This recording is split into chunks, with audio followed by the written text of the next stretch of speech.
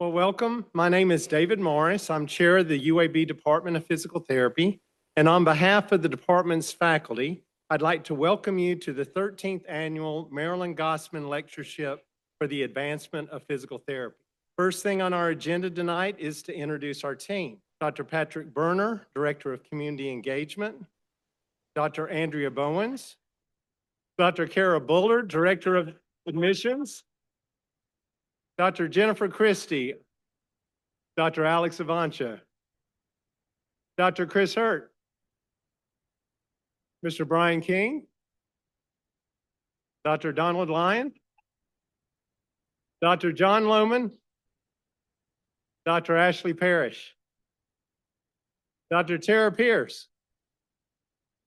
Dr. Patty Perez, Dr. Bill Reed, Dr. Laura White, Dr. Jeremy Wilroy, Dr. Ladarius Woods, Dr. Liz Wiley, and Dr. Ababa Yohannes. The Joan Bergman Pioneer in Alabama Physical Therapy Award was established in 2018 to recognize individuals who have made significant and lasting contributions to advanced physical therapy practice, research, and/or education in the state of Alabama. Here you see a list of our past recipients, starting with Dr. Bergman herself. This year's recipient is Steve Foster. Steve is a clinician, entrepreneur, and advocate whose 4 decades of service have helped shape the landscape of physical therapy in Alabama. As founder and CEO of Therapy South, he built one of the state's most trusted therapy-owned practices, expanding access to high-quality, relationship-centered care across dozens of communities. His leadership has strengthened opportunity for clinicians, advanced patient access, and elevated the visibility of our profession statewide. Steve has also been a steadfast voice in professional advocacy throughout his long involvement with the American Physical Therapy Association. He and his wife, Jana Foster, have invested deeply in future generations of physical therapists by creating the Foster Community Scholars Program here within the Department of Physical Therapy. The program supports Foster scholars who engage in a mentored activities directed at PT-led community programs to enhance societal health. His career reflects the pioneering spirit, service, and commitment to progress that define the Joan Bergman Award. It is a privilege to recognize Steve Foster as a true leader whose work continues to move our profession forward. Steve, would you come forward, please?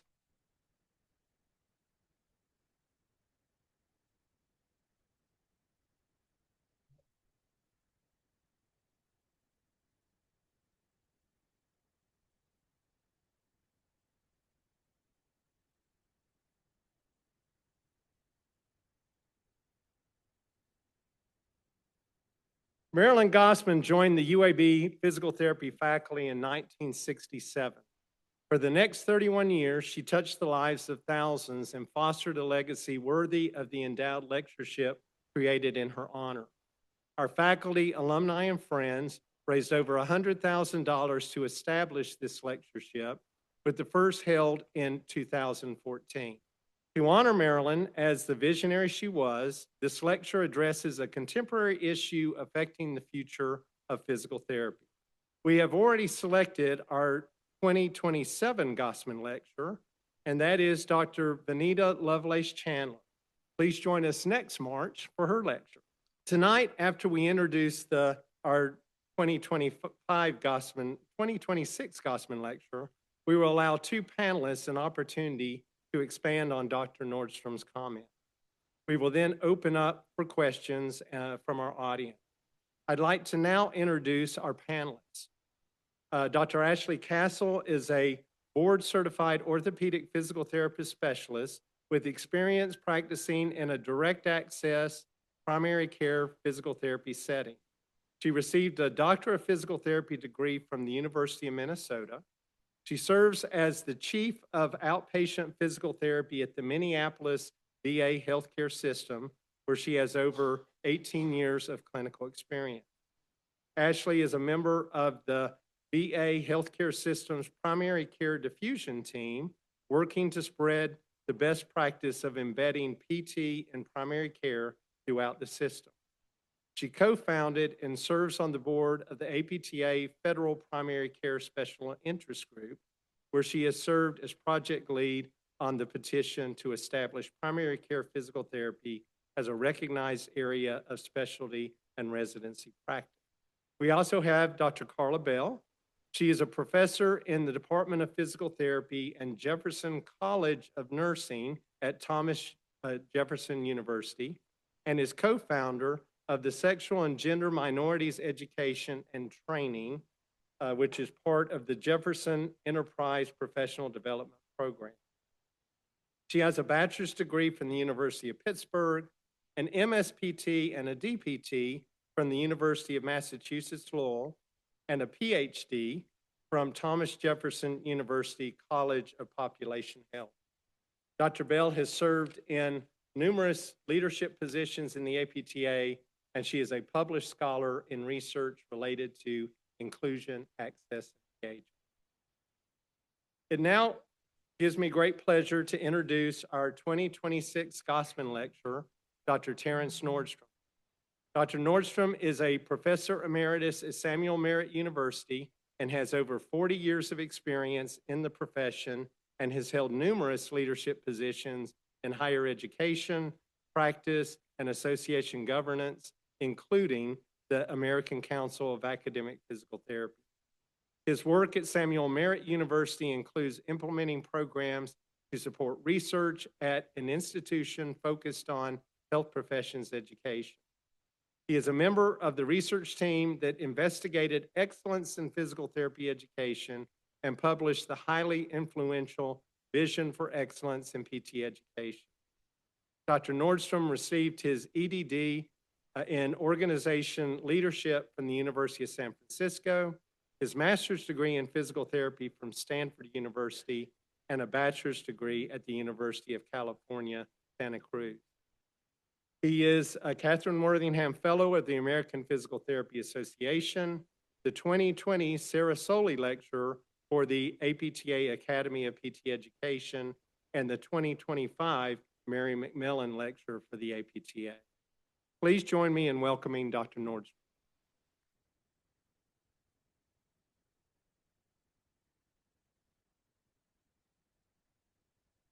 Good afternoon, and thank you so much for inviting me to give this lecture in honor of Dr. Marilyn Gossman. She was clearly one of the leaders of our profession, who I greatly admired. I knew her a little bit. Our careers did cross paths. And so I really hope I effectively honor her memory and our legacy. For our two panelists, Dr. Bell and Dr. Castle, thank you for agreeing to be here. I'm looking forward to our conversation. To the students, faculty, clinicians, and guests, thank you for being here this afternoon. I really appreciate your presence. Those of you who, I know none of the students were at my Macmillan last year. Those of you who saw it or heard it, some of this is going to look a little familiar. David said to me, well, you could actually just give your Macmillan. I was like, no, I can't. I'm not going to do that. But I do riff on some really important themes from that Mary McMillan lecture today. So hopefully when you hear what love's got to do with it, there's something that comes right to mind. And maybe you're hearing that song a little bit right now. And I love that song. I love her. She was, Ike and Tina Turner was the first concert I went to when I was a junior in high school. So we're talking 1970, a long time ago. Anyway, so while I'm a fan of hers and that song, that's not why that title is in for my talk today. I think you need to know Ruth Portillo, and when I say that name, some of you may know her, but she is a physical therapist and ethicist. She was fundamental in establishing the importance of ethics in the physical therapy profession.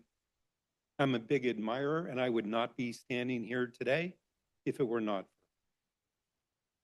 her and her wisdom. She is why that song is in the title.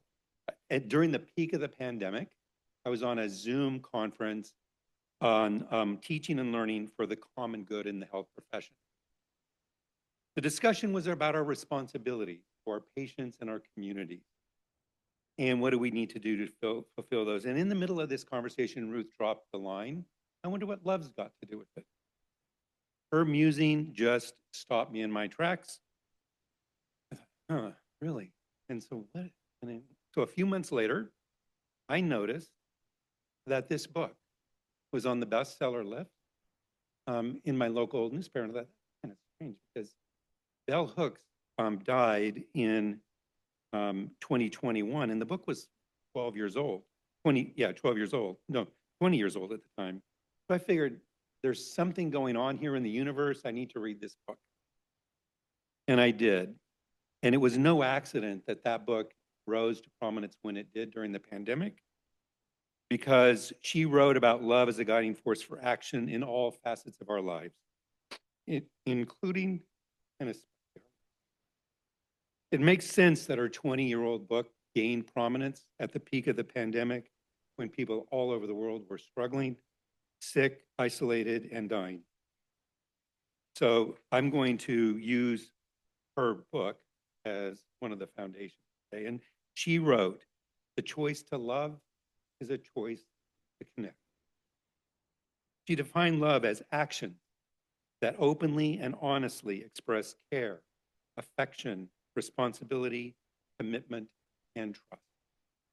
So there's clearly a connection between these actions of love and our work, physical therapy. So I believe we start with love. And tonight I will make a case that we must put love on equal footing with our expertise as movement science specialists in our practice, if we are to fully meet the needs of the people we serve, both those who come for us for their help when they can't be who they are because they can't move in the way they want. And also, by placing love and our expertise in movement on equal footing, we ensure that people and communities benefit from our work. Your work is professionally rewarding and our profession thrives.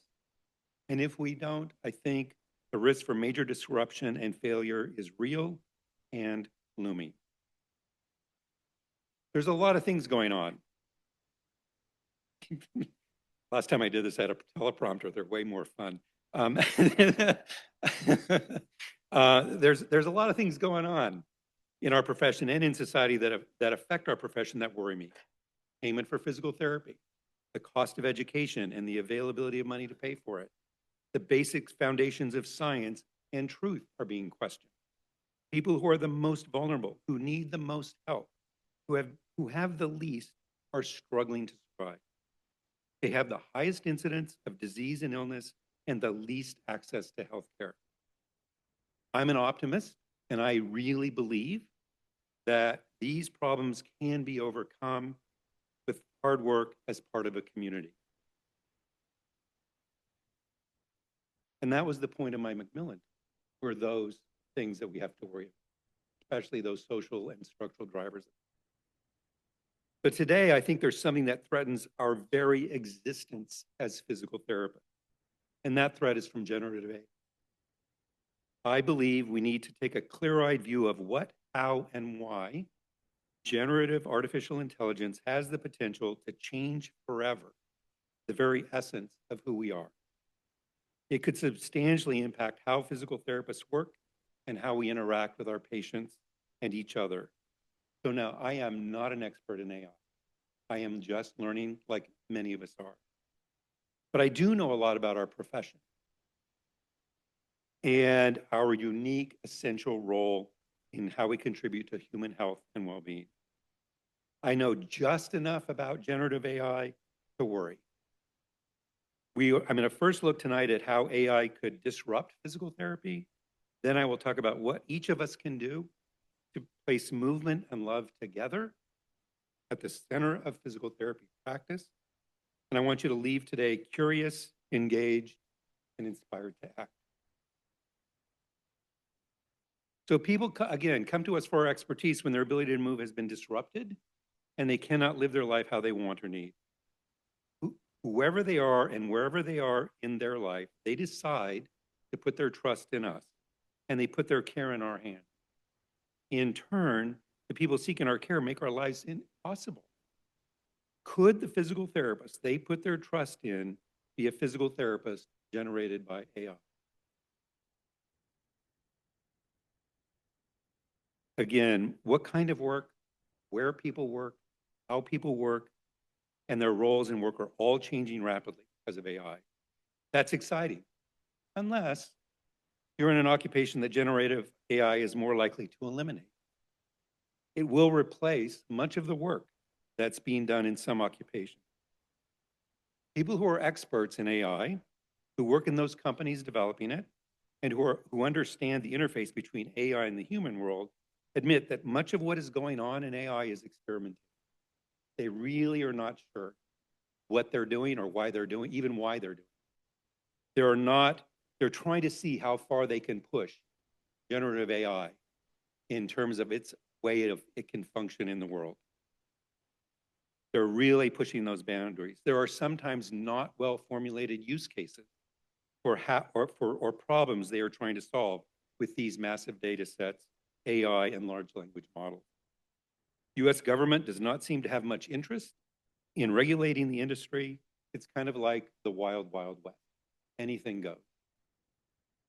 To learn if and how physical therapist work will be disrupted by AI, I did what any logical person would do. I asked ChatGPT and I asked Claude. So my first inquiry was, produce a table that lists the occupations that would be most affected by generative AI, grouped by industry sector, for example, manufacturing, healthcare, education, retail, et cetera, from the most affected to the least affected. Here's the result. This is the Claude result. Yeah, this is the Claude result. I don't think these are too surprising. The results that you get are a lot more detailed. I cut out a lot of the stuff that was in the tables they gave me. Healthcare, you see there kind of in the middle in the high category. You know, that's interesting.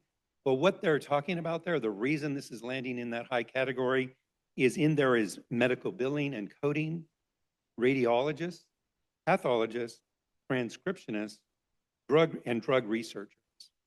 So not much radiologists. Is that direct patient? I'm not a radiologist. They may say they are. Dermatologists, definitely. Pathologists. So that kind of makes sense, right? The direct patient care roles are less affected, but still clearly a role in generative AI in even the direct care field. So my next query was, I want to focus on healthcare occupations that are affected by generative AI in the near term. I let them define that. It didn't ask me what I meant. I'd like to see a range of healthcare occupations that are or will be affected by generative AI include specific physician specialties, for example, radiology, anesthesia, general internal medicine, family medicine, et cetera, and the rehab specialties, e.g. occupational therapy, physical therapy, and speech therapy. What are the new trends in healthcare AI that people in these occupations ought to pay attention to? That was my inquiry to Claude and to ChatGPT. Here's the ChatGPT results. I think you can see physical therapy is that green bar kind of just past the middle way down. All right? This is an exposure risk score. So for me, when I saw this, I was like, that's a little higher than I expected it to be. So pretty interesting, right? So let's dive a little bit deeper. These are the physicians, and I think you can kind of read that at the top of radiology and pathology. That should surprise no one if you're following the literature. And then you go down the list and you can see those that have more direct services, quick thinking, skilled manual performance as part of their practices towards the bottom. These are other nursing and allied health. So PT is not on this list yet. Again, high to low, probably no surprise there. Social work, dietitians, clinical lab scientists down in the bottom. The lowest was social workers. Okay, so not much exposure there, not much risk there. Again, what you're noticing is the role of AI augmenting the administrative aspects of care is a pretty big theme on this table. So here's PT, OT, and speech. I put, sorry if there's any OTs and speech pathologists in the audience, I put yours in little print down at the bottom because I didn't think you were my key audience today. I had physical therapists kind of in the middle. All right, so PT, AI can generate home instructions, movement analysis tools, documentation, wearables, predictive data, robotics, change in our role to analysts and coaches. This is not speculative. This is what's happening now. So you might or might not be surprised by these results. I'm guessing that most people think that physical therapists are shielded from a major disruption of our work by generative AI, probably because of the physical in our title. Like, these are important. Our bodies are important. Part of what we do. We pride ourselves on hands-on healthcare. And this is one of the most common refrains I heard from students, applicants who are coming into PT. Why do you want to be a PT? Hands-on healthcare. I want more time with my patients than the average physician. I want to help people. I have an interest in movement. Most industry experts conclude the combination of our physical skills, patient relationship, and complex decision making means we won't be fully replaced by AI. Augmentation through assistance with documentation, scheduling, decision support is more likely. I asked Claude to give me a list of resources it used to answer these questions, these queries. I have those. I don't have them on they're buried, but I can give them to you if you want to see them. Those of you who use AI know validating, verifying is pretty important. So you might be thinking we can rest on our laurels. We're okay. But there is tension about how AI might affect our work and healthcare. There are folks like this guy. He's Abraham Varghese. He's a physician. He's also a novelist and humanist. He wrote Cutting for Stone and some other books, and he argues that human interaction is central and irreplaceable. So in this year, 2018, so a long time ago, in the world of AI, a long time ago, he wrote this. He and his colleague asked, can AI help clinicians deliver better and more humanistic care? Can AI help clinicians become better at being human? They asserted the desirable attributes of humans who choose the path of caring for others include the capacity to love, to have empathy, to care and express caring, to be generous, to be brave in advocating for others, to do no harm, and to work for the greater good and advocate for justice. So that's what they believed in 2018. He still believes that. Then you have folks like this guy, Vinod Khalsa. He was the founder of Sun Microsystems, made a boatload of money. He's now a venture capitalist, very interested in investing in health and technology and that intersection between them. He argues that AI is replacing healthcare providers as we speak. This is what he said. Right? Applying advanced diagnostic reasoning, a deep understanding of the latest medical research, including its limitations of applicability, and superior analysis of interactions between conditions, events, lifestyles, and social determinants is now economically feasible for AI. So there you have it. The physician says, no way. The AI tech guy says, yes way. Who are you going to believe?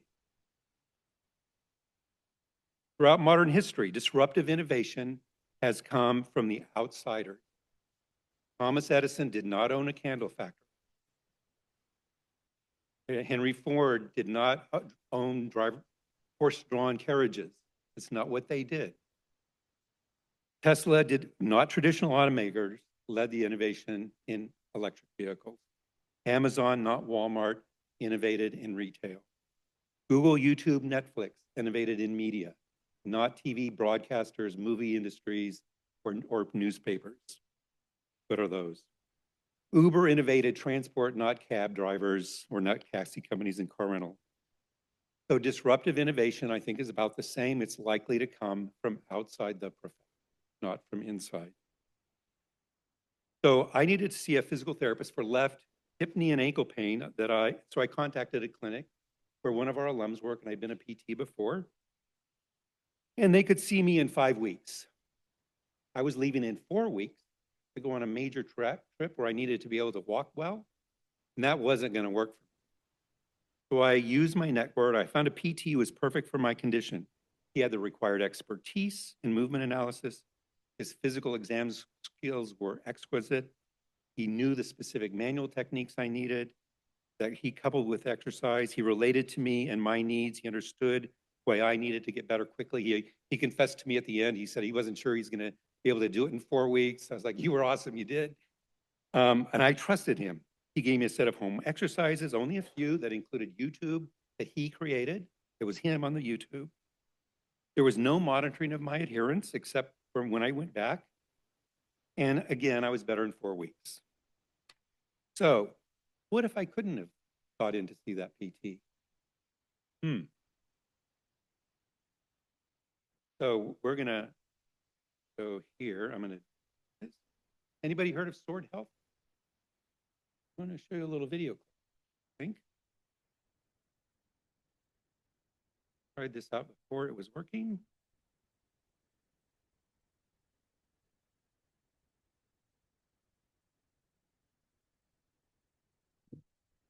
Meet Phoenix, your AI care specialist. Good morning, Mary. How's your back feeling today? A bit achier than usual. Sorry to hear that. How about a lighter session today? Sounds good. Delivering your personalized treatments whenever and wherever you need them. You seem to be doing really well. How's your lower back feeling? It's actually loosening up quite a bit. Amazing. Phoenix helps you progress and adjusts right along with you. Your PT James recommended 2 new exercises. How about we add them to end on a high note? Let's do it. Try to lower your hips a bit. Much better. Your form looks great. Now hold this position for 30 seconds. With Phoenix, clinical experts meet the power of human-centered AI, delivering global access to world-class care, whenever you need it, wherever you are. I'll share your session recap and some suggestions with your PT James. This is SWORD, the future of care.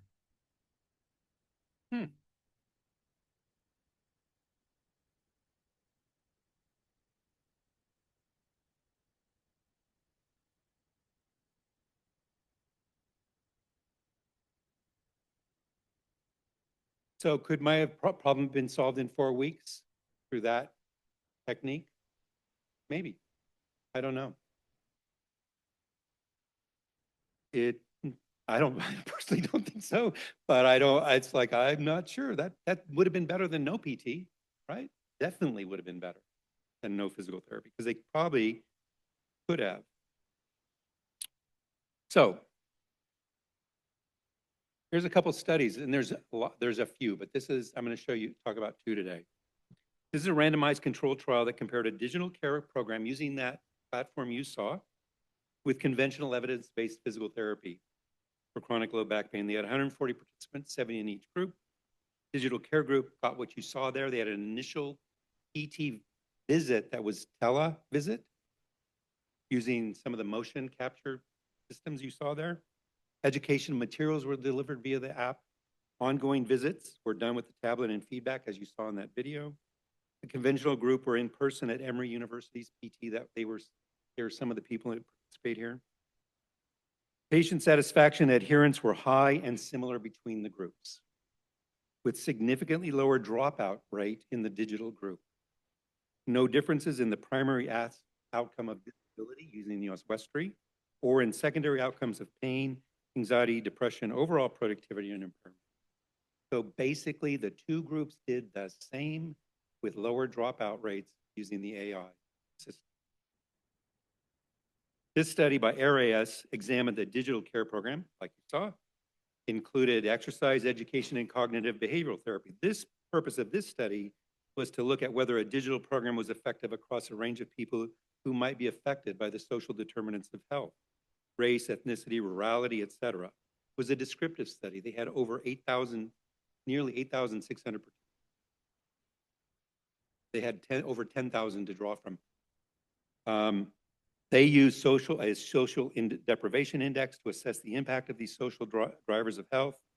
The person chose their DPT from among a huge pool of DPTs they have in their system. Follow-up was done via the app. PT got data and did ongoing adjustment of the physical therapy. Engagement was a high, regardless of where they fell on that disability scale. There were significant improvements in mental health, productivity, function, with reduction in analgesic medication use. So there are descriptive studies saying it can work across these social determinants of health, perhaps in ways that in-person PT may not be able to, perhaps. I don't know. A lot more work. I will say both of these studies, if you look at the author affiliations, both of them have authors who work for that company's sword. But they also have other people on those studies with them, and they're in, like you see where these are. These are part of the Nature journals. So I think pretty important studies. We need, so I hope that got your attention. It got my attention when I heard about this, and I was like, holy cow, that's amazing and scary. I hope I'm doing more than getting your attention, though, because I hope you're going, okay, folks, what do we do? What are we going to do about this? So I think I have some solutions in mind. That's what I'm going to talk about. I think there are three areas of importance. One is, what do we do about AI and how it might function? The second is, what about our expertise in movement science and our effective use in clinical reasoning that explicitly includes movement? And then finally, my question, what's love got to do with it? Not Tina's question, but Bell Hooks's question. And I'm going to talk about a German guy who lived about 100 years ago, just for good measure. So here are 6 emerging trends in healthcare that healthcare professionals must watch. Where did this come from? Claude. Okay. I just think it's so fascinating. All right. Ambient clinical intelligence will make your lives easier. And I say your because I'm not practicing anymore. Decreasing the administrative burden. On the risk side, it is always listening, and it is not clear who has control over the data that is being collected, analyzed, and shared. I personally do not have a great deal of trust in the corporations that are running electronic health records. They are currently trying to figure out where and how they will use the massive data sets that they have collected. And it isn't clear what role clinicians will have in those decisions those companies are making and how that data is going to be used. And that's your data. They think it's theirs. It probably is from a corporate perspective. I completely disagree with that. I think it's no one asked, though. Multimodal models. There's a huge upside potential for evidence-informed clinical decision aids across all of healthcare, including us. Open evidence, if you're not familiar, you should check that out, is a perfect example of that. All you need is an NPI number.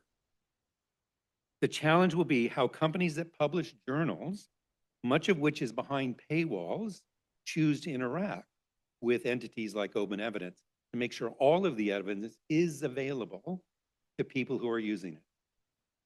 Prior authorization, hallelujah.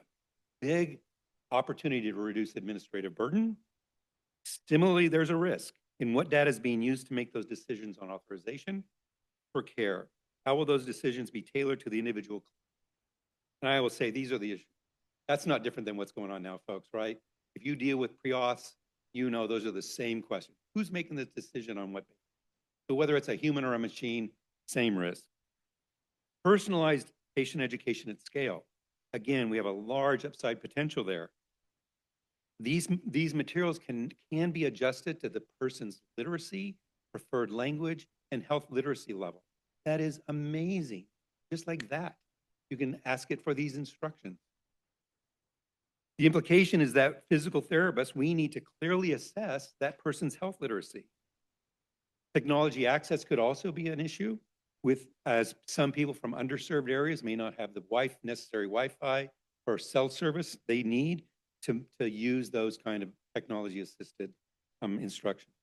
AI co-pilots, whether in the clinic or home, they have a big upside potential. The burgeoning market for easy-to-use, inexpensive movement analysis is amazing. And again, I think access is the primary limiting factor. Genomics and precision medicine, this is one where I was like, okay, I kind of see it. Not a direct relationship to us, but usually what happens in this side of healthcare is the more lives they save, the more work we have. Because with these precision medicine tools, more people are surviving their illnesses, more need for rehab after. So this is likely to drive demand for physical therapy. I hope you noticed on every all six of these I said, this is awesome, and you darn well better watch out because there is a shadow side always to what's going on. You better pay attention, and you need to critically ask questions about what's going on. So Claude recommended you do these 5 things. Learn the tools that are deployed in your field that your clinics are using. Be a champion for AI oversight or augmentation, not replacement.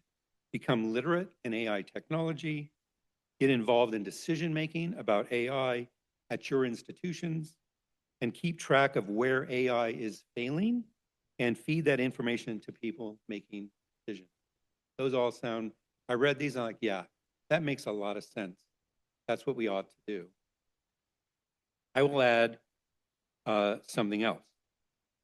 I would add interact with human beings, not ChatGPT, Gemini, or Claude, and you make an intentional effort to interact with human beings. That seems stupid to have to say it, but I'm sorry, walk into any restaurant and look at the tables.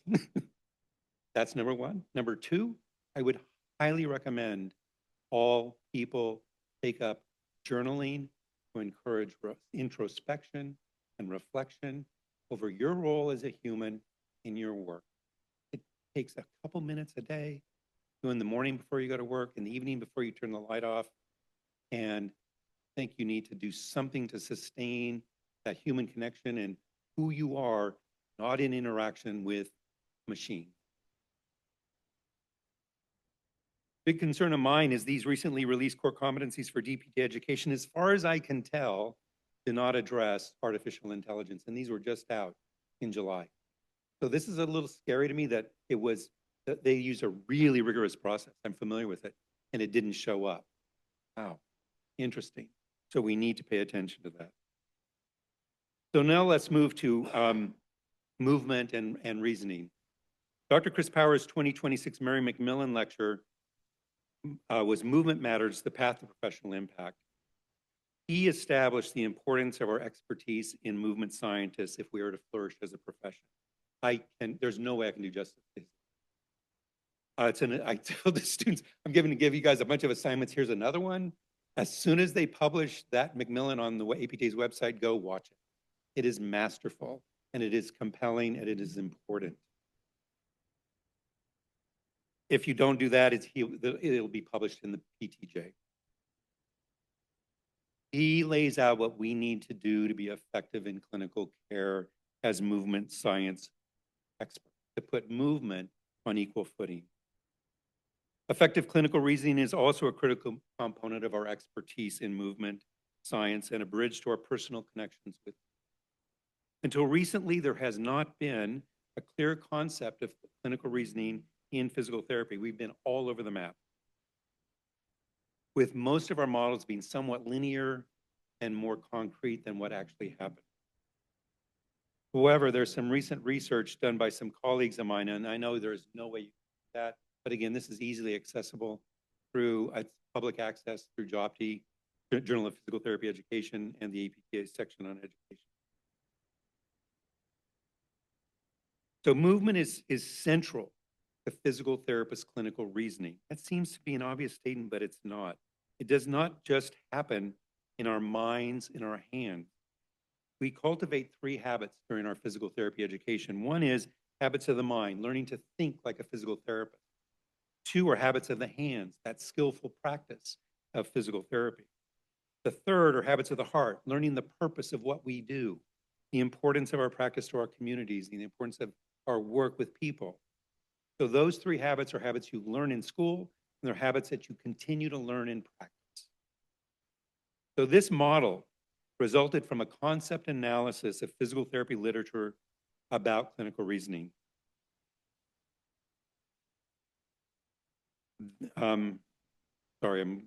They suggest there need to be an emphasis on shared understanding of this concept of clinical reasoning among all practitioners, all schools. We need to use this. After they did the concept analysis review, which I'm going to talk about their definition, they also then did a qualitative study of the use of movement in physical therapist clinical reasoning. So they talked to physical therapists, experts across disciplines, and they learned how much movement is integrated into how physical therapists clinically reason. And much of the time we think it's here. Clinical reasoning is a brain thing or maybe a hand thing, but it's integrated, and I'm going to talk about that. So here's the definition. And there's a lot of big words in there, and there are a lot of big, important words in there. And I'm going to walk you through them. Here's how I think about it. Embodied. Many reasoning frameworks treat the body as object, biomechanical, anatomical. However, our bodies are expressions of ourself. Our experiences of life occur through our body, not just our minds or our feelings. Our emotions are expressed through our body. Think of hugging someone you care about, thinking of diving into a lake or a pool, of riding a bike, of crawling into bed at the end of a long day. That's all the way our bodies work for us and express ourselves. Think about the person who's experienced trauma and the long-lasting, lifelong effects of trauma on the human body. It's all contained there.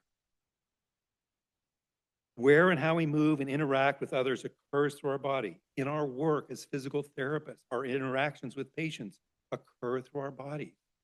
How we use our bodies to demonstrate, teach, touch, guide, analyze, give feedback. Our clinical reasoning is embodied. It's in our entity, our being.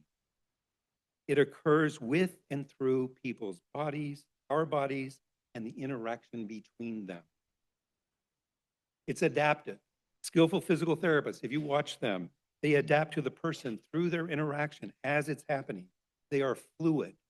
The skillful physical therapists constantly attend closely to what's going on with that patient, all aspects. Their story, their movement, their expressions, how they feel, their comfort or discomfort, and then adapt what they say, how they act, what they do, where they touch, where they put their hands, where they put their body. It's amazing what we do. And I don't think we appreciate it. There's no script they follow. That's critical. There is no script. It's more like improvisation. And improvisation for the purpose of understanding the person's movement and how that person's movement and all of the aspects of them interact with one another. It is iterative. It is cyclical, spiraling. Something we learn at one moment informs what we do in the next moment, our thinking, our action. We integrate information we learn as we're doing it. We reflect in the moment on the meaning, the importance of what we learn. We analyze, revise, and we revisit our ideas about that person and their movement as it's happening. It's collaborative. Our clinical reasoning occurs with the patient, their families or caregivers, their friends, and other team members. It is informed by two things. It's bidirectional. We react to the patient, they react to us. We read their emotional state, they read ours. We touch them, they touch us. We ask them, they ask us. It goes back and forth constantly. It's bidirectional. It is bidirectional. It is not equal. We are not superior. They are. They are. They know their bodies themselves better than we do. We place their interests and needs above our own. It is multi-sensory. Clearly, we use our vision and our touch. We also use our hearing. The sounds people make when they walk, roll, slide, move, whatever. Touch for sure. It's also multi-sensory that we attune to the affective state of the person, the emotional content and context of movement, how they feel, how those emotions affect memory and learning. You've got to understand that. They do. Your emotional state will affect your learning, your reasoning when you were in that room with your patient.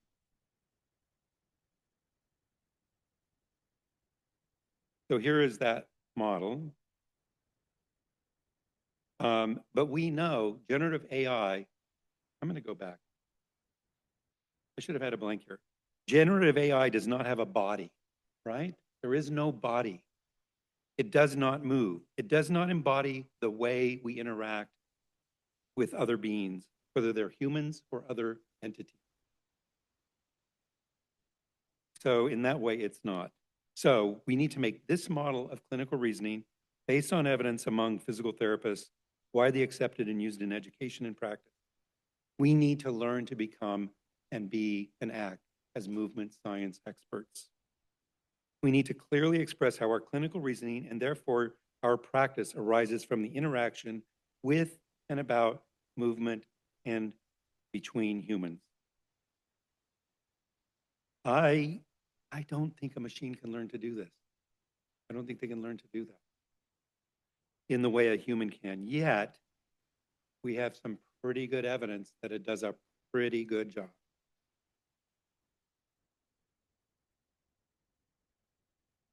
So our expertise in movement science and clinical reasons are centered on movement is one part of that balance. Remember, what's the other part? Well, it's what about? So what does love have to do? Does AI think, plan, scheme, reason? Yes. Does AI know right from wrong? Looks like it does. Can it advance the common good? It's looking like it can, but it can also advance evil. Is it helpful and clear? Yes, it is. And it can hallucinate. Generative AI can express empathy. You saw that on that video. That AI person on the screen was empathetic. They were giving good feedback. Does it feel? Well, they're not sure. They're testing that one. They're not sure yet whether it feels in the way we think about feeling. However, AI does not love. And I don't mean romantic love. I doubt it does that, but we'll find that out too someday. But I mean in the sense that Bell Hooks talks about it. There's something that we cannot explain or touch when we talk about love. I sometimes students hear and clinicians talk about being caring and needing to keep a separation, a kind of detached concern, but empathetic concern with their patient. As healthcare professionals, you do need clear boundaries. I'm clear on that. Some folks believe that motivational interviewing coupled with basic attending skills is as far as we need to go in terms of understanding our interaction with. However, AI can learn to do that. We saw that at work right there. So it's not enough. I believe you need to go further. You need to connect to people about what is significant and important at the center of who they are, and that is love. And I acknowledge it can be tough going to connect at that level in the face of suffering, of pain, injustice, the time structures of practice, those pressures. My first job was at a pediatric hospital in Los Angeles. It was 1977, so I was only 24. Many of the kids I worked with were victims of child abuse. I saw a lot of kids with cystic fibrosis, and in 1977, their life expectancy was in their 20s at best. I experienced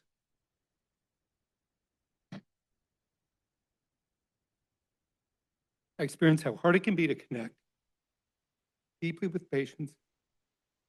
I won't say that. While also having a pretty strong strong barrier between me and the patient. Caring, but not caring too much. It's how I maintain my sanity, but ultimately I couldn't because the barrier of detached concern became too strong, too hard to maintain. There's another way, and for that way, I'm going to go back 100 years to Martin Buber in his work, I and Thou. In his work, Buber distinguished between two worlds, two ways of being. One world of objective experience that he called I-it, and the other is the world of relationship between two people, on the interpersonal level that he called I, thou. Thou's a funny word, so I'm going to use I, you. We know that. He described how applying a label, even something as simple as naming eye color, or classifying, such as that person is tall, that person is overweight, creates separation and detachment. It names them as a thing. The thing about those phrases, the stroke patient, the knee patient, there's two parts, the stroke or the knee and the patient. Both of those are objectified.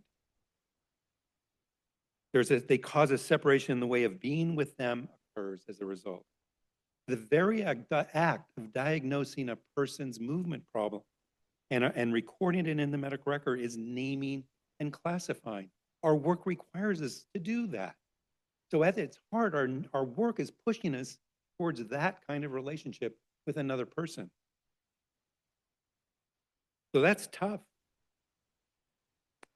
The person's real, well, at its worst, that way of thinking can lead to some of the worst behaviors in human history in terms of violence, genocides, you name it.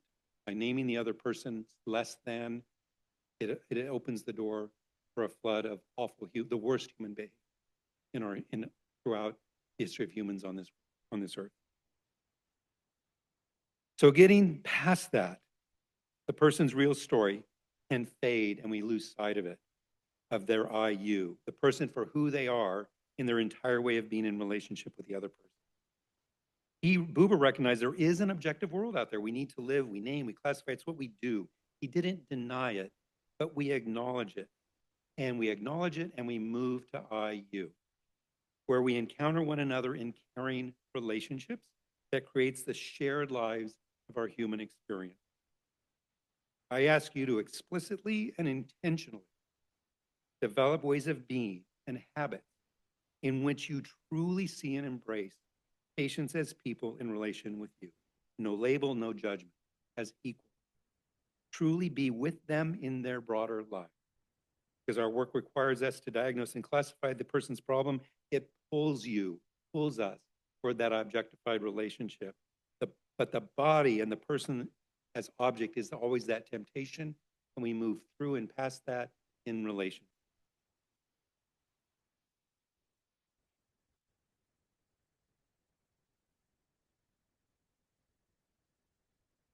So that world of IU has something else encroaching on it that Martin Buber didn't envision in 1920, and that's what I talked about earlier, right? Who would have thought that a machine could do what machines are doing? So now we can engage that way. So let's end about talking about love and about putting love on equal footing with our expertise. And she described love as an action at its center of our work. So let's go over those ingredients she offered and a way to think about them in our practice with each patient, with our colleagues, with our community. So care. You matter to me. I reach out to you with kindness and an open heart. As a fellow human with a genuine intent to understand you and your needs. While we are likely different in many ways, we have more in common than what makes us different. And our difference makes our lives much better, much richer, because we are part of humanity. Affection. This was a hard one for me when I read this, but I thought about it. I was like, yeah, I really like what I do. So yeah, affection. I like the people I work with. I'm glad you are here and that we are together. I'm happy you recognize you could get some help and needed some help, and you came to me, and I like what we can do together. Recognition. I see your humanity, all of you. Wherever you sit, stand, or roll, in all your sizes, colors, and beliefs. However you feel, whether it's a good day or a bad day, whether you're full of energy or tired, I am present with you and for you. Respect. You have inherent dignity, and I honor you as you are without judgment. There is no better than or worse. We are all humans, and I respect you as you are. Your journey in life has worth, and I will demonstrate to you that I value your life's journey. Commitment. I am here for you through thick and thin. I put your needs above my own. I promise I will give you my best because you deserve nothing less.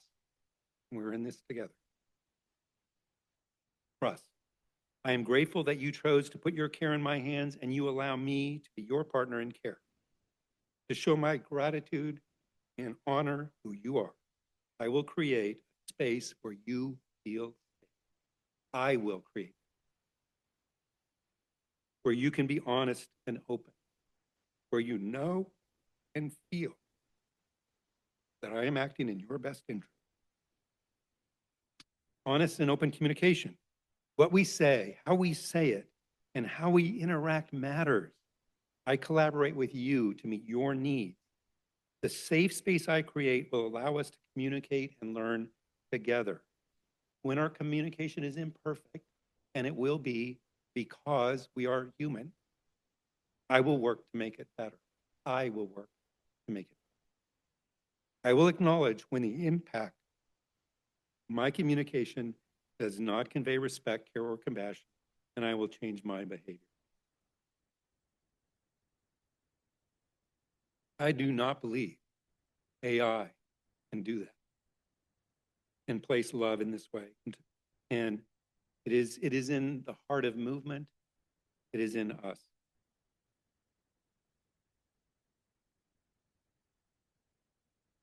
Wish I had the soundtrack. So may we ground our work in love. May each of you bring all of the ingredients of love to your work: care, affection, recognition, respect, commitment, and trust, characterized by honest and open communication. May we look each other in the eye and say, I love that you are here. I love that you care. I love that you're involved and make a difference. Thank you.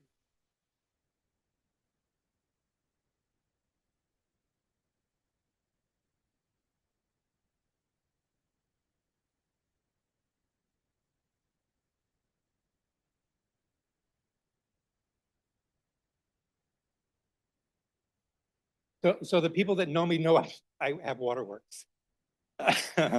My joke, what I was going to say that I didn't, I can say now. Before I gave them $1 million, I probably should have. It reduced. So even as many times as I've done this, I still that doesn't. Anyway.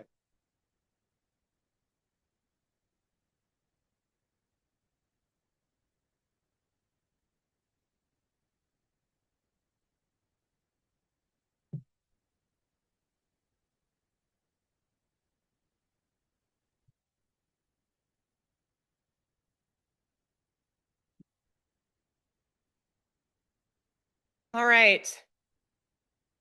Thank you, Terry, for very inspiring and thought-provoking lecture for sure. Having the opportunity to also listen to the Macmillan lecture, I'm really struck by the insights that you have to help bridge the gap between education, innovation, and clinical practice. And your ability to challenge us to look to the future and yet stay grounded in who we are as clinicians is such a gift.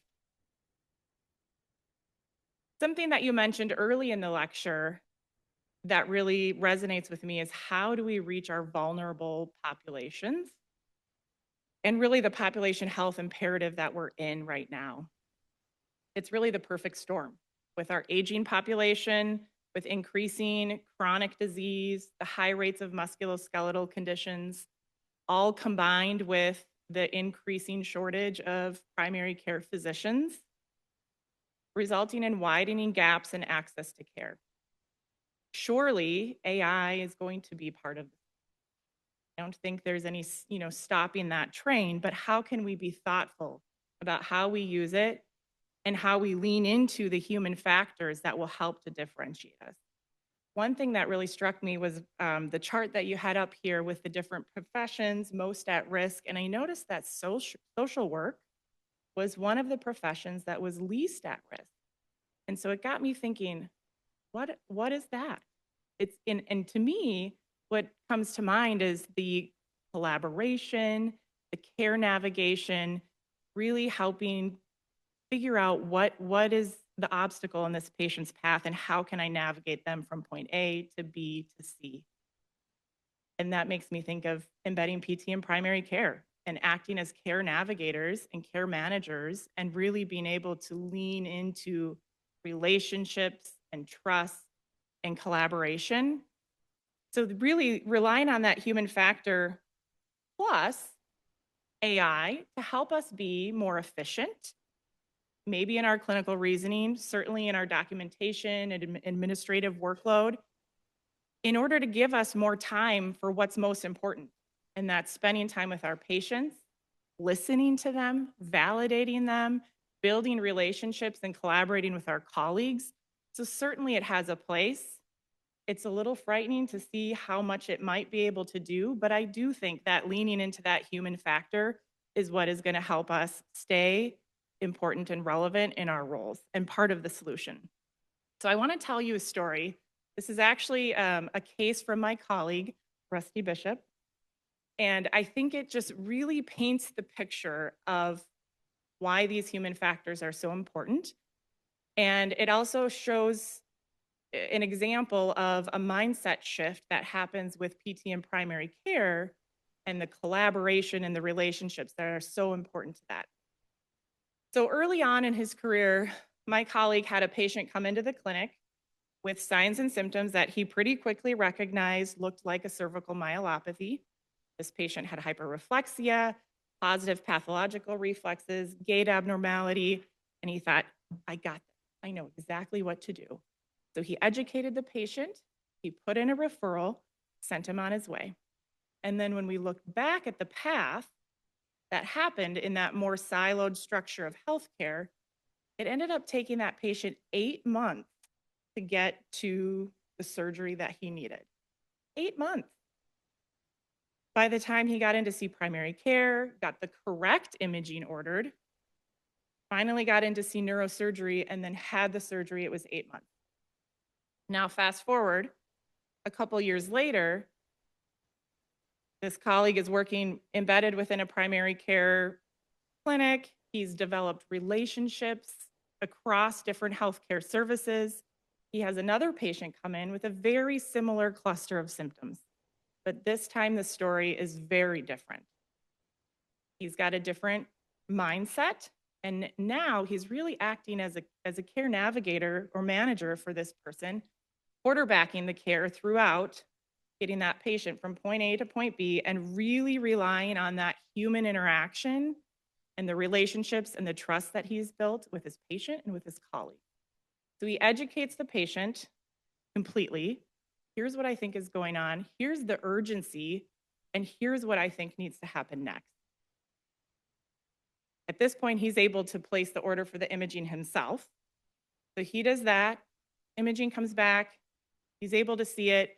He knows there's a problem. And here's when he relies on the relationships that he's built with the neurosurgery colleagues. And he calls up his friend who happens to be an NP in neurosurgery within the same healthcare system and says, I need to cash in on a favor.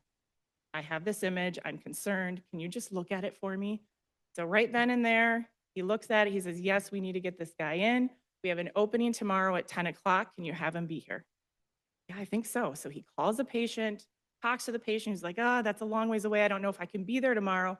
But he's, through his interaction with that patient, he's able to convey the importance, the urgency. I need you to come in and see this person.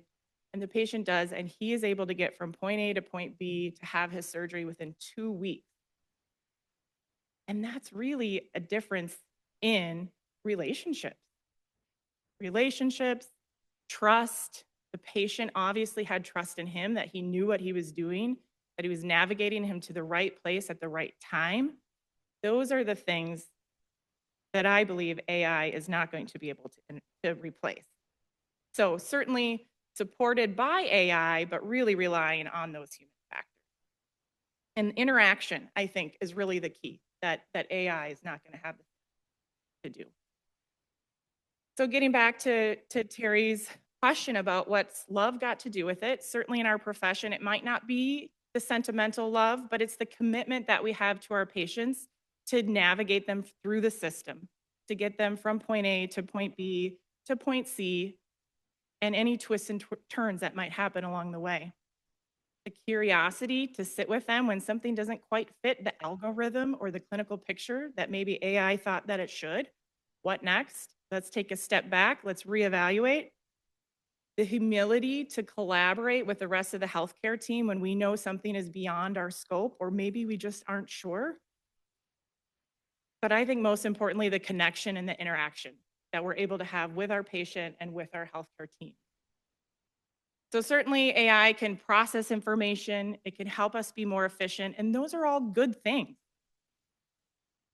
But I just don't think that it has the same capacity to build trust, to navigate the emotional layers and the contextual factors that our patients present with, or to replace the relational glue of interdisciplinary teams that are working together towards common goals for our shared patients.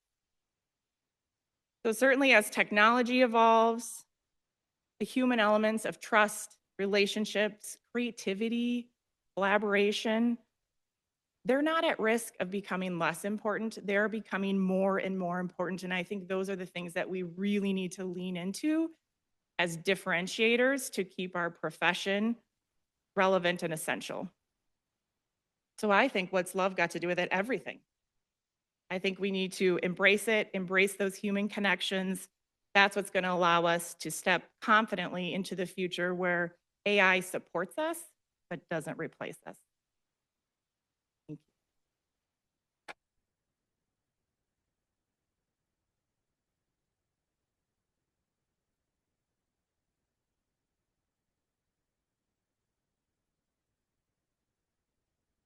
Hi, everyone. If you need to get up and stretch, please do so. I just got up and I was like, oh, that felt really good. Don't mind me if I take my glasses off and I'm trying to see my paper. I am recovering from a retinal detachment and I still have a little bit of double vision, so I apologize up front. So I was jotting down notes regarding some of the themes that Terry spoke to, right? And, you know, starting off with blood, what's love got to do with it? Certainly, you know, Tina Turner meant it more as a challenge, right? A provocation, right? And today, in a world with generative AI, right, accelerating every corner, we can ask the same question of our profession, right? In physical therapy and education, and how we care, what does love? And you heard Harry ask that question. You heard some of his perspectives and responses, right? Meaning that deep human connection really have to do with it. Well, again, as she spoke to, it's everything, in my opinion as well, right? And bell hooks guide to us. Love is guiding force to action, right? I'm gonna run with that a little bit, and I'm gonna bring in some pieces from the perspectives in the spaces that I work with in the political determinants of health, in structural competency, and hopefully bring all of those things together for you. But we are at risk of forgetting that love has to do with everything, right? If we don't understand this technological wave that we're in right now. And so, you know, most conversations about AI and PT, right, are on safe terrain, and you heard all of that through the charts that Terry shared and what we're using it for, right? It is moving at breakneck speed. And these tools don't just support practice, right? They actually may disrupt it. And in education, generative AI can do things like you saw that video, right? It can assess movement, right? Well, that's our lane, right? That we're movement experts, right? It can analyze decision making, right? And generate individualized remediation plans faster than any single instructor, right? Well, all right, let's leverage all of that to our advantage, but still keeping our profession only we can do, right? Not a machine, right? And so, yes, the disruption is real, and no, clinical expertise alone won't insulate us, right? But here's the pivot. The heart of the argument, for all of its power, generative AI cannot love, right? And we heard that over and over from both of their perspectives. It cannot build trust, although that people will argue it can. It cannot sit in the complexity of human suffering with another person. It does as a machine, but as we know, that connection and understanding, it cannot do that, okay? It cannot perceive structural injustice in a patient's story unless we teach it to. We have to teach it to, right? It cannot initiate a therapeutic alliance. It cannot discern the moral weight of our work, right? Moral courage and moral weight. Remember, clinical reasoning is multisensory. Machines are not, okay? There may be ways that people can make it do multiple sensory things, but not like we as human beings, right? It can approximate empathy, and you heard Harry talk about, we don't really kind of know what its full kind of effects are. But it can't form that connection. I'm sorry, it can't. If people are saying AI is forming that connection with them, it's because they're perceiving something else in their brains, but that machine is not behind the scenes forming that connection on a human level, right? AI can analyze disparities, right? But it cannot care about why they exist, right? It can model human movement, but it can't bear witness to the lived experiences of disability, pain, trauma, or exclusion. And this is where the political determinants of health, and for those of you who have not heard that term, I will define it in a minute, and structural competency, that term as well, remain uniquely human domains. We are the ones that understand that non-adherence is often the product of structural barriers, okay? Things that are going on outside in the world, systems that have been set up that don't apply equally to everybody. We are the ones who understand that and can translate what we hear from patients into advocacy, into clinic redesign, into policy action, right? We are the ones who can discern when a person's story signals injustice and not just impairment. I am talking about all those human things we embrace and are empowered within our scope of practice, right? And this is where love, defined as that deep human regard, respect, and commitment to one another's dignity, is not sentimental. It's clinical, it's professional, and it's ethical. So I'm going to go into what I was going to define for you in terms of the political determinants of health. So Daniel Dawes wrote a book in 2020 called The Political Determinants of Health. I highly recommend it. I know many of us, probably all of us in the room, are somewhat familiar with social determinants of health, but the political determinants of health are in a hierarchy unto themselves. These are the things, the laws, the policies, the resource allocations, and the power structures that shape the social conditions in which we learn. They shape the social determinants of health. So yes, we absolutely need to take a deep dive into the social determinants of health and understand those factors. But until we actually go upstream to the political determinants of health and understand that governance, policy, and power, those are the three big categories of the political determinants of health that Daniel Dawes speaks to. Until we understand those things and work at the system level, and this is where all of our training needs to shift. Our students need to come out of PT school understanding systems thinking, right? This is relevant to us because PT services depend on policy decision. Everything we do depends on policy decision, right? licensure, scope, coverage access, workforce distribution, everything, reimbursement. It's all policy decisions. Community health inequities, right? That's another relevance to the political determinants of health, right? Chronic pain, disability, mobility limitations. These are patterned by political choices, right?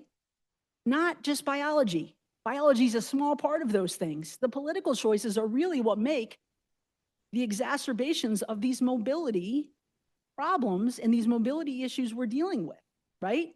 We need to go outside and go, okay, what actually caused this? We're not doing that, right? We do individual care very well. We need to do a systems level care now at this point. Structural competency, for those of you who haven't heard of that, trains clinicians to recognize and respond to the institutional, economic, and political structures that shape clinical presentations. And so through a structural competency lens, works very symbiotically with the political determinants of health, right? Structural competency essentially is understanding the political determinants of health and then working in a systems way to address the bigger pictures for our patients. So that, again, the things that they are going through in their health conditions don't reoccur. We are actually addressing the upstream problem in a policy decision, policy advocacy, or a community engagement way, so it doesn't happen again, or we change the inequitable system and structure, maybe slowly, but we work towards changing it, right? We're not doing that in our profession very well, right? So that's why I'm marrying all of these things together, because in the work I do and the work that we're advocating that we move towards in that thinking role, very much along the lines of primary care physical therapy, right, is we need to work at the top of our scope in every single way. And generative AI and AI, it's here to stay. It's not going anywhere. We need to leverage it for its strengths and what it can help us do, to unburden us on the things that it can help us with, to then do the human things that we're meant to.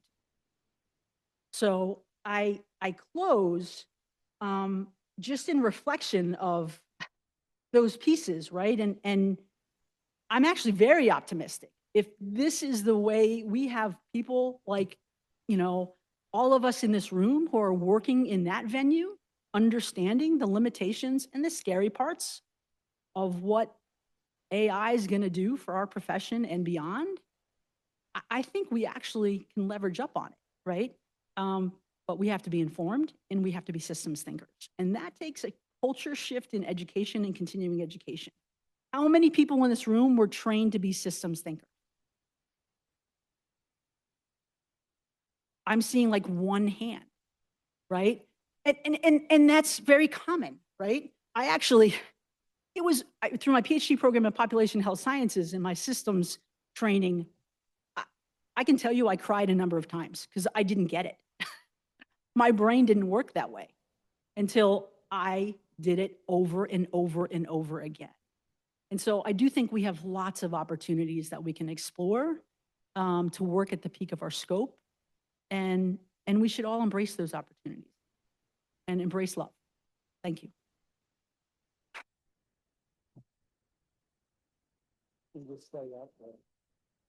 So I'd like to invite our speakers back up to the podium. And if y'all would just kind of gather around the microphone, I will take questions from the audience or comments.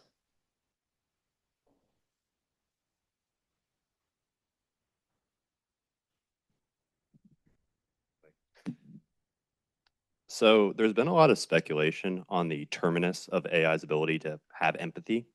And I was just reflecting before this lecture started, I was playing chess on my phone. And in May of 1997, they took a bunch of grandmasters in a room against a computer, and the computer, excuse my language, kicked their ass. And my question is, if AI gets to this point, because right now it's all speculation, none of us have had a coding class, I don't think. If it already has demonstrated that it can process better than we can, it can analyze data better. If it gains empathy, is it our ethical responsibility to hand that over, the reins of healthcare, over to AI?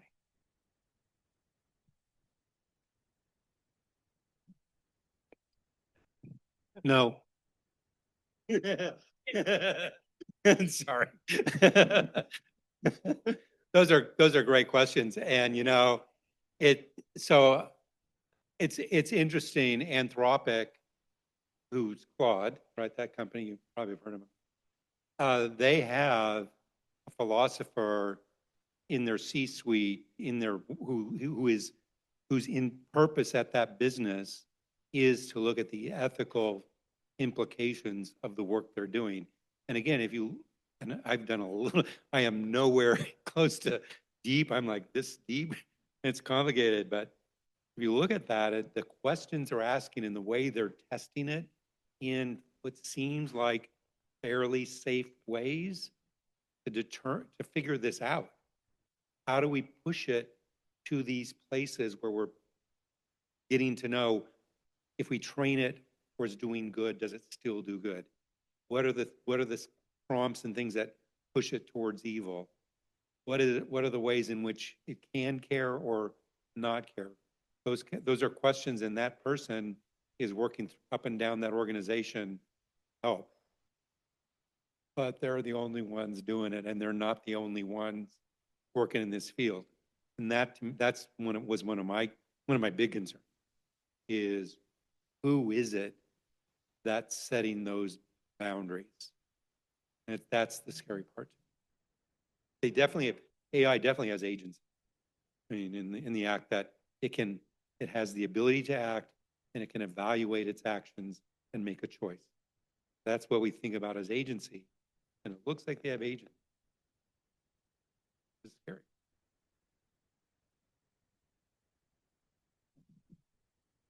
No, we don't give it. We have, and only nice people, good people. We work collaboratively with it, but we do not give it up. Yeah, so one of the things you talked about was like, we don't see AI in the competencies really put out. And my question to y'all is, if you're going back and redesigning curriculum for DPT students, or really any health professional, what's your thought? Should we be talking about first doing something that we talk about communication, love, connectedness, and then bring AI tools in? Or does it go the opposite way, or at the same time? And all these other skills that we have to have too. What's your thoughts on that?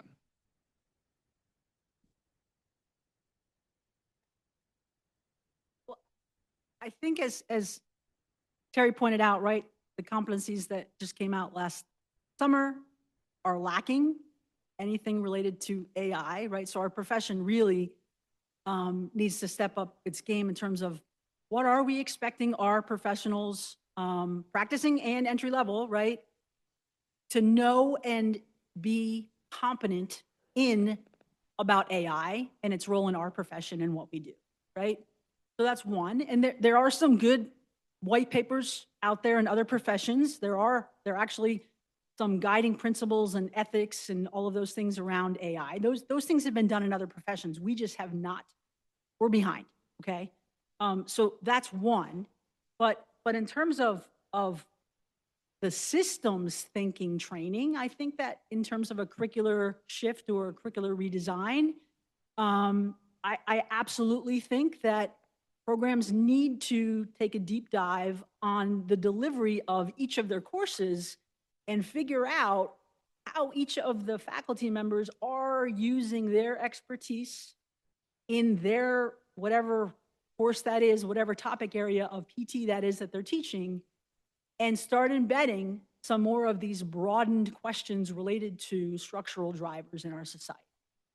Because until we do that, again, until we graduate and we are training our profession to think first at a systems level and understand, then we're looking at the patient who may be non-adherent for a reason, and we're totally missing the real reasons they're non-adherent, right? You're not thinking at that structural level, right? So we're continuing at that individual level, like what might be wrong with them, instead of what is wrong with our systems. Our systems have created the society we're living in not equitable in any way for lots of us. So it's a systems problem. It's not an individual problem, right? That piece, I think, really needs to ramp up in our. Yeah, and I'll take it a little, thank you. Absolutely, and I'll take it a bit different direction. It's a tool, And it needs to be integrated into learning as a tool. For example, one of the biggest problems we have is implementation of evidence into practice. Well, if you have something like open evidence or other decision support tools that you can put a query in and get the best evidence, and you know that that evidence is trustworthy, then you have to know how to use that tool. Otherwise, you're not gonna serve your patients well. It's like saying to you, I want you to divide 5,622 into 1,523,000, and you can't use a calculator. I mean, who's gonna do that? No, it's a tool. We've got to do that and use it as such in terms, so apply that concept in evidence in terms of patient education, materials, all of those kinds of things. I would say if I was the boss of the world and in PT education right now, I'd say we've got to integrate it from the beginning. We've got to do it all. We've got to think. I'm a big proponent of complexity-based learning and complexity sciences in learning, in which suggests that you go from whole to part and back and forth. And I would do it that way. I would say, here are the parts with these. I don't know, you guys are second and third year students, first and second year students. So we know these, we know where they are. We've got to structure the learning environment in a way that meets them where they are. And we scaffold it up over time so that by the time they're ready to enter, they are really adept at using this tool to be really successful in practice. So I think we do it all, and we integrate it everywhere. Every course brings it together, which is not easy. It is not easy. You guys may have probably a very low level of appreciation and the work they do to construct this curriculum is really complicated. And what I just said makes a lot of sense, and it's really hard to make it happen. And it takes. I also just wanted to add quickly, if you're looking for examples in terms of curricular integration of concepts like structural competency, and there's not a lot of great examples in our profession. There's some. One paper I co-authored with my very dear friend and colleague, Tiffany Adams from Duke, in PTJ a year and a half ago, I think it was a perspective piece in PTJ about excellence in PT education through a structural competence. And then we walk through how that might look in curriculum and in curriculum development. And we walk through a case and how a case might look, doing it through a structural competence. So highly recommend that paper. There's some really good papers in the medical literature on structural competency. They have a whole curriculums published that there's a structural competency work group that is free. Look them up. They're out of California. They have lots of resources to help in curricular revision. Add too, related to like residency programming. I love, integrating it along the way. That's something that we try to do with our residency programs, because especially tools like open evidence, ambient scribe, things that can help our trainees become more efficient and then spend more time with their mentors, with their patients, developing their clinical reasoning. The other piece of it, part of the description of residency practice across a lot of areas, is understanding health systems and resources. And that's really pivotal within the new primary care description. And part of that is using the tools that are available to us, which is AI, and then spending time on learning team-based communication and collaboration and the other piece of it that helps differentiate. But I think it's important to integrate it along the way. Other questions? While you're getting the mic to that guy, I'm going to say this stuff is really seductive. It really is. If you've played with these, and so you've got to learn, and you've got to learn that critical analysis, thinking, asking those questions at every point in time. and you got to have the red light that says, stop, I need to break away from this and step back. Well, so the good news for you three, I just have a comment, which when I was listening to you, Terry, and you said, we need more CEUs, it made me think the spring chapter conference. It's like 2 weeks before the end of the semester. There is an entire session on AI and integrating it both into clinical practice and then into the education model. And so I'm just going to do a little pitch to consider signing up and going to that, because then you'll get more skills to be able to hit the ground running when you get out into the clinic.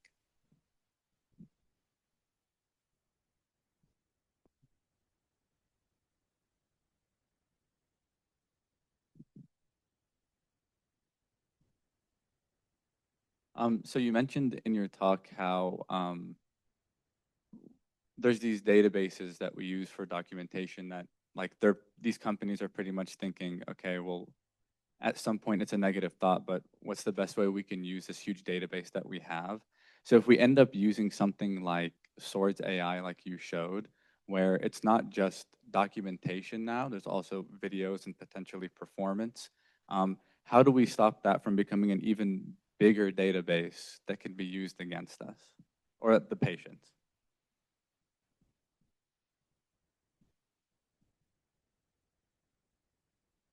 Why are you asking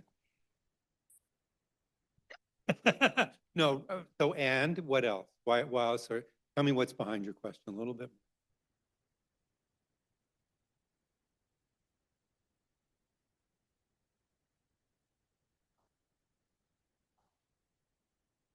Mm-hmm.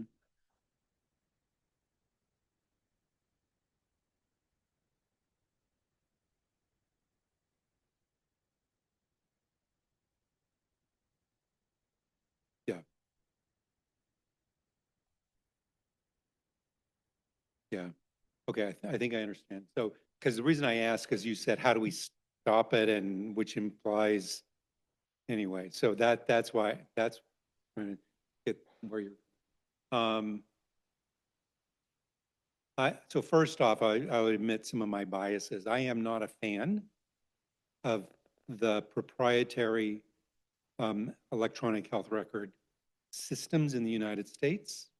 My belief is that that medical data is mine, the patient's, and it goes with me wherever I go. That is not how the US system health information works.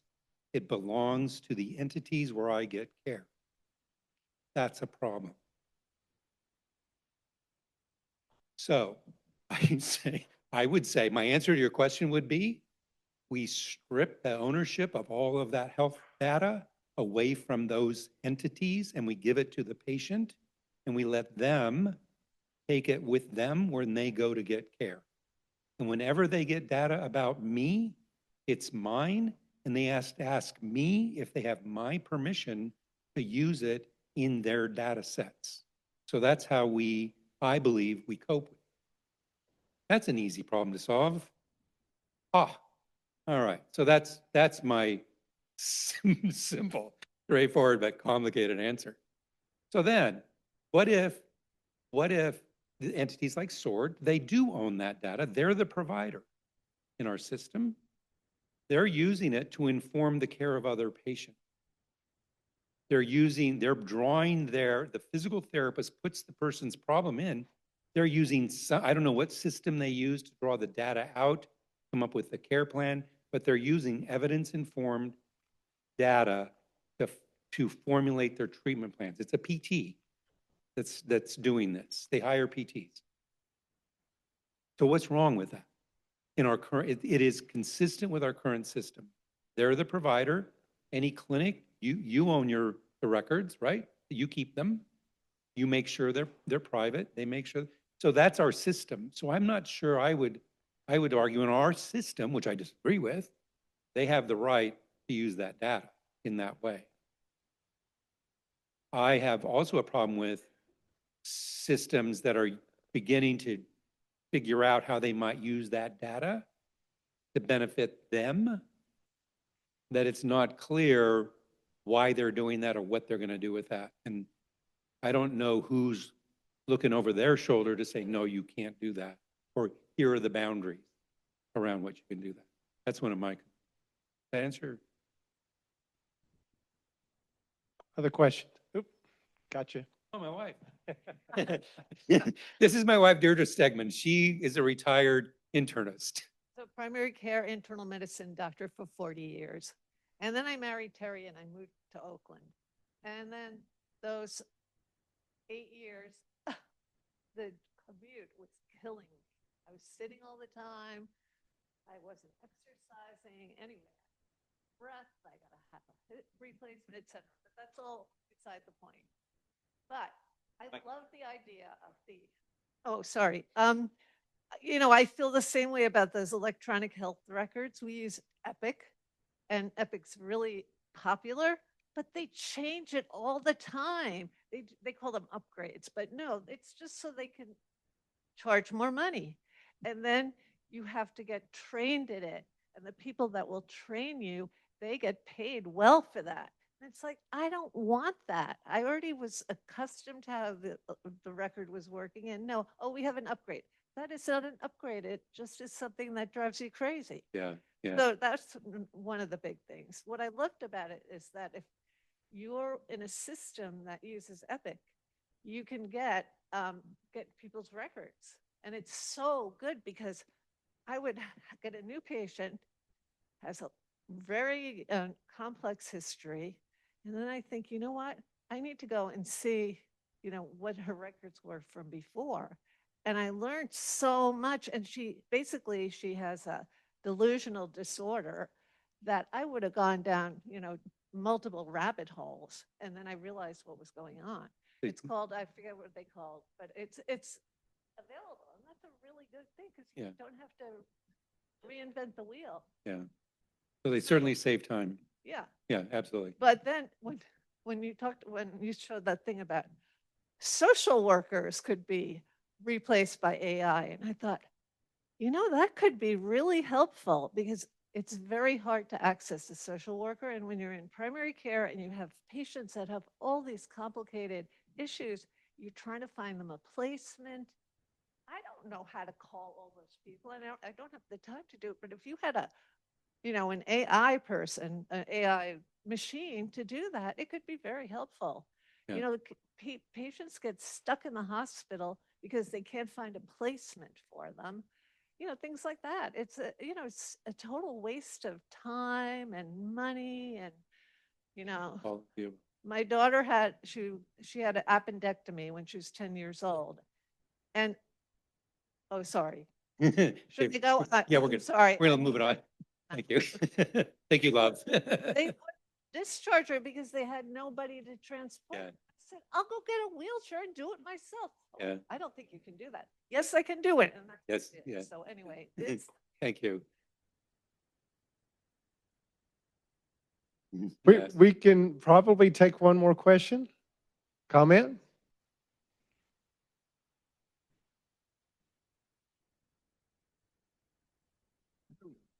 This will be a softball. Years ago, I think it was about 25 years ago, maybe I was at CSM, and Gail Jensen, one of our previous Gossman lecturers, had just published some papers in PTJ on expertise in physical therapy practice and kind of a subsequent textbook. And I remember somebody came up to the mic and said, so they came up with all these characteristics of what makes an expert physical therapist. And somebody came up to the mic and said, how does love fit in? Do you think that the therapists that you identified as expert practitioners love their patients? And so I'm going to ask y'all that question. Do you think you could be a great PT without loving your patients? That is a softball. So,